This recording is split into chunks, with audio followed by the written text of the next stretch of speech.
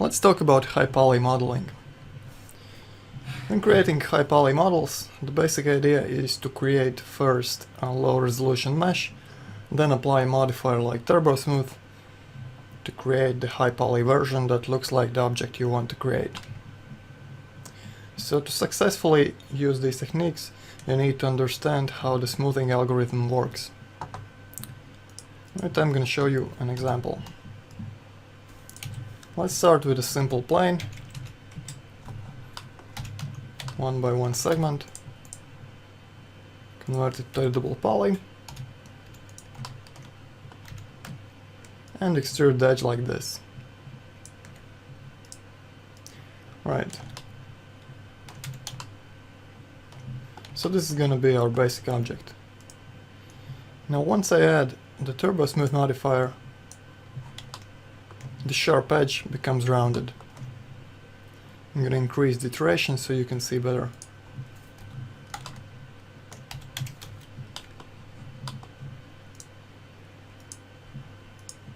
Okay, so here's the original mesh, and here's the smoothed version.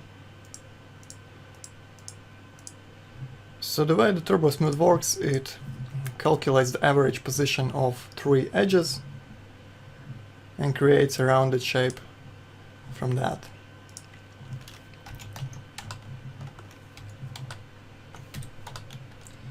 So since we have 3 edges here, it calculates the average position and rounds it like this.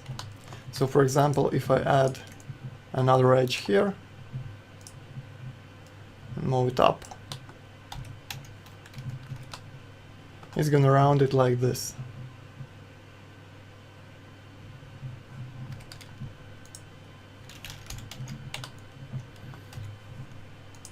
So that's because it's no longer using the lower edge to calculate the radius, but instead using this upper edge we just created. If I move it further away, the rounding becomes more apparent. If I move it closer to this edge, the result becomes sharper.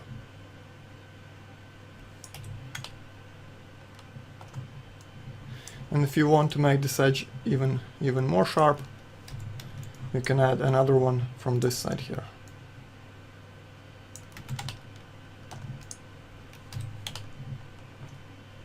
And the edge is pretty sharp and has a nice rounded look.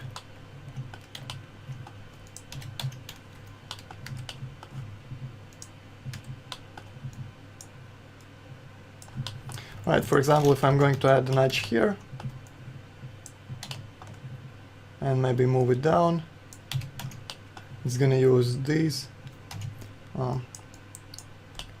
Let's select. Alright, it's going to use these 3 edges to calculate the radius. So it's going to be like this, and round over here as well. And here's the result.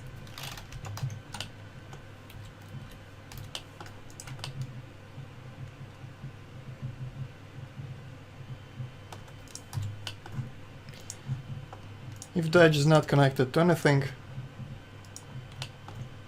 like these border edges here, it has one edge on this side and nothing on this lower side here. So it doesn't become smoothed after TurboSmooth. It just stays the way it is. If I extrude the edge, now it becomes rounded.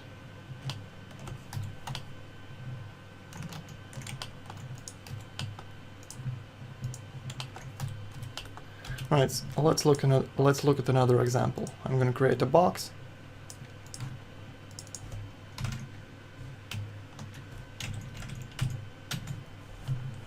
Let's make it perfectly square and add the TurboSmooth modifier. Right. As you can see, the box becomes a sphere. Perfectly rounded. But if we add some more segments to it,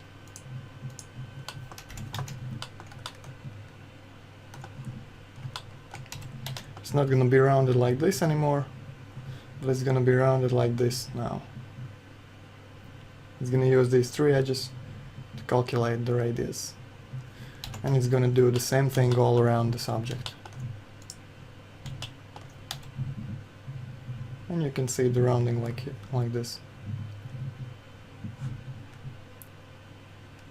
And if we increase the number of segments, you can see the corners getting sharper as the edges move closer to them. Alright, I'm gonna add an edit poly modifier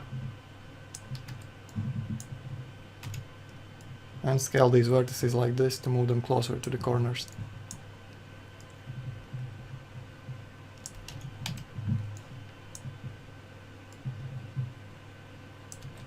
So this should give us some slightly rounded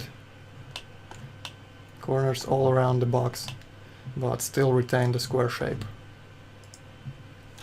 And here's the result. Nicely filleted edges.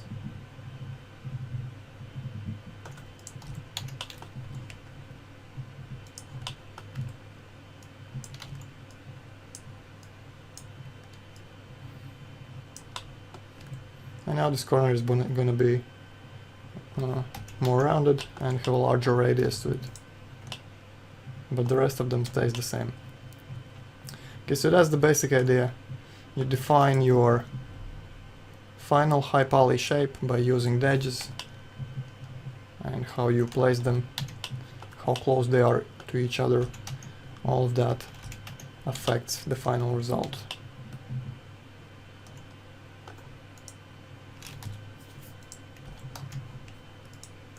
Right.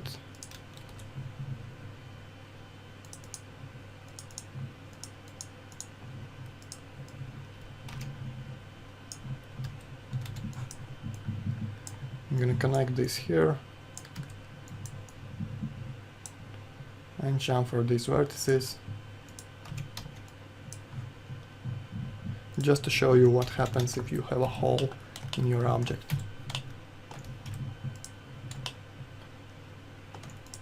And as you can see, the square shape of the hole becomes rounded after Turbo Smooth in the same way as these outer edges do.